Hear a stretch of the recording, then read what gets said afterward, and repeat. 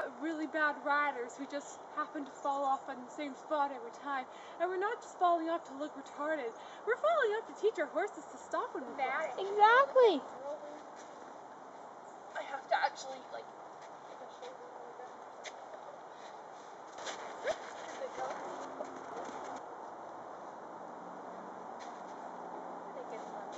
What to do when you're angry at the world. That was half real. I know, I saw it.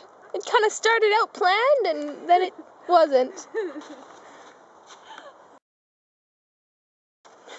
this was easier than my dream.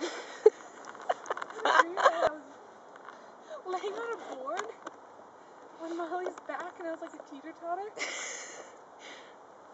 And you can make her trot like that?